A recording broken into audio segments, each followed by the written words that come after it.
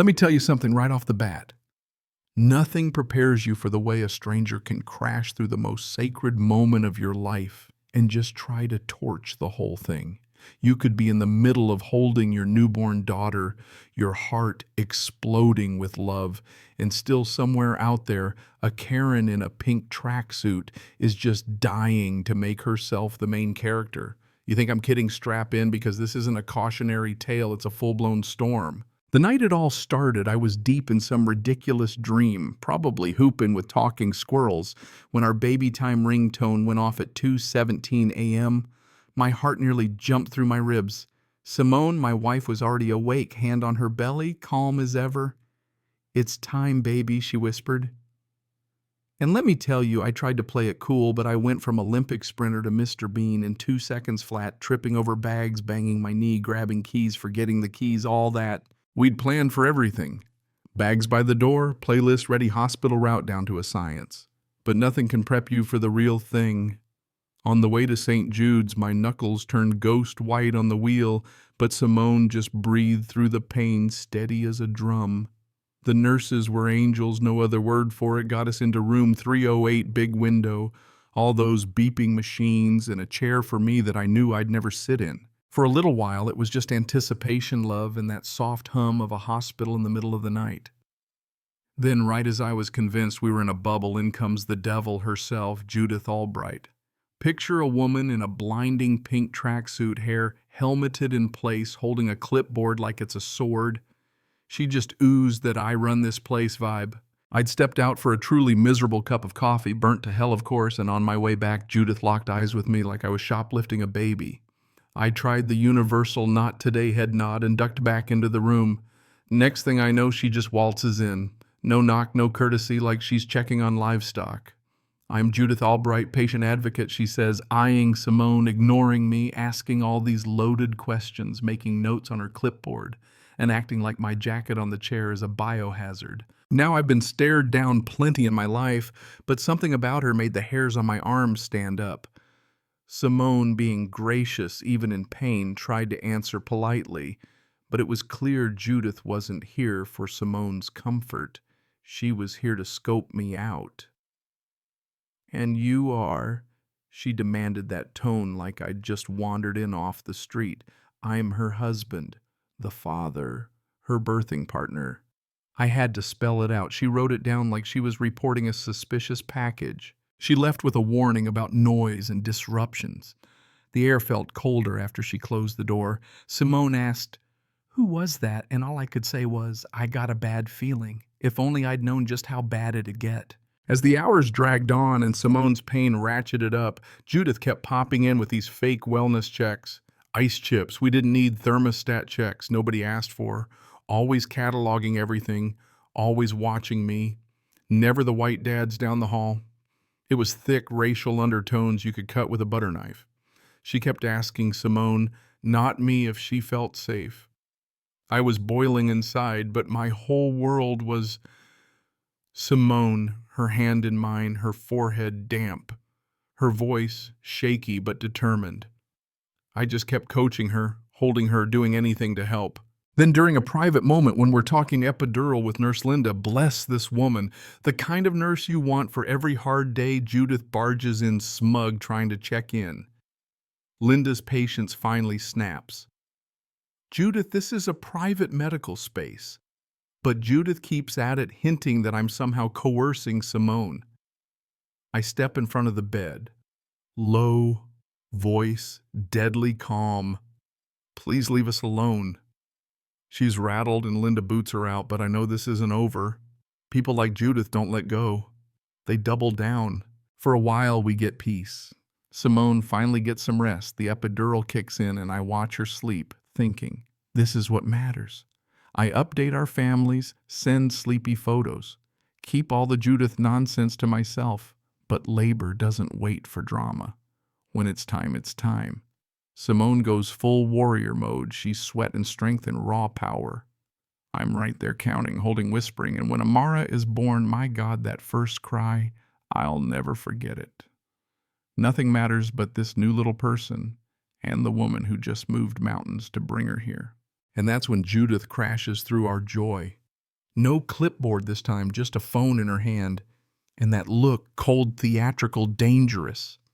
I've called the police. There's an aggressive man refusing to leave, and I fear for the safety of the mother and child. My jaw dropped. In less than 15 minutes, she's trying to have me arrested in the delivery room. Dr. Evans, our doctor, doesn't waste a second.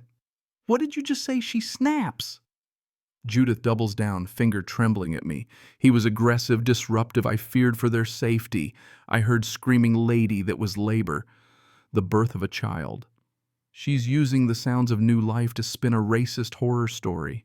Cops show up, two big guys, all business. I keep my hands open, voice calm, because every black man knows this drill.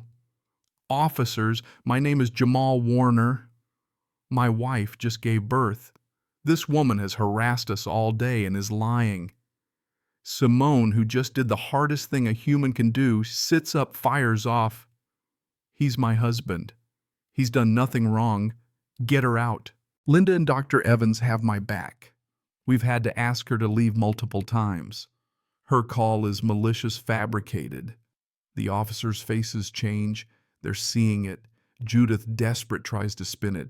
They're all covering for him. But the cavalry arrives. Frank Donaldson, head of hospital security, tall silver hair suit, all gravitas. I've reviewed the hallway security footage. He booms, and the audio. At no point does anything threatening happen in this room except your accusations, Judith. He turns to the cops. This woman does not represent our hospital. She'll be held accountable. Suddenly, Judith's little play falls apart. The officers turn cold. Ma'am, filing a false police report is a crime. I need you to come with us. The handcuffs go on, and let me tell you, that sound click-click was pure music. Judith's privilege, her hate, her story all crumbled right there in room 308. The system for once worked the way it should. She was band charged and marched out, her reign of terror over. When the dust settled, Frank and the hospital apologized 1,000 times. They gave us the best suite. The hospital's CEO came to our room, overhauled their volunteer program. Honestly, none of that mattered. All that mattered was Amara learning her cries, swaddling her tight, staring at her perfect little face, watching Simone become a mother with a grace that floored me. Life went on. Judith pled out fines, community service, a formal apology letter that was so fake it belonged in the spam folder. But she was gone. Her story became a cautionary tale among local volunteers. Maybe the next family wouldn't have to go through what we did. But here's the twist, the story didn't end there. Near Amara's first birthday, I got a call from Frank. We found something in the civil suit against Judith. You and Simone need to hear it. We met him at a coffee shop. He laid out the bombshell. Judith's daughter, Sarah, had fallen for a charming man who turned out to be a con artist, got her hooked on pills, wrecked her life, and vanished.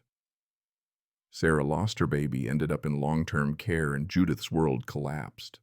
Frank slides over a photo of the man, the spitting image of Simone's half-brother Vincent, the family secret no one talked about. Simone's face went sheet white. I know him, she whispered, shaking. Turns out Judith saw me not as me, but as a ghost from her own nightmare. Her pain twisted into hate, and when she looked at me in that room, all she saw was the man who ruined her daughter. It wasn't random. It was trauma and racism tangled up, exploding at the exact worst moment. We went home stunned, reeling. Simone called her father that night, finally dragged the secret into the open. Vincent was trouble. Her dad knew. He'd been covering it up for years. In trying to bury shame, he let it fester until it crashed straight into our lives. Judith wasn't just a Karen. She was a broken mother still hunting a ghost, and we were collateral damage in her crusade. But that's not the end of our story. The truth is, every family's got secrets, scars, and shadows. Ours just happened to collide with someone else's at the very moment we brought our daughter into the world, but we broke the cycle. We chose love, not bitterness. We stood together. We protected our peace. Judith tried to poison the first chapter of Amara's story, but all she did was make us stronger. Now, every time I see my little girl laughing, every time I see Simone's eyes light up, I know that nothing, no stranger's hate, no old family ghost can take that away. You gotta fight for your joy in this world, you know what I mean? And sometimes you end up stronger because of the storm you weathered. So let me ask you, do you think justice was served? Have you ever had your happiness shattered by someone else's mess? Drop a comment, let me know where you're watching from. Don't forget to subscribe if these stories hit home. Because around here, family means never letting anybody rewrite your story, no matter how loud they yell or how pink their tracksuit is.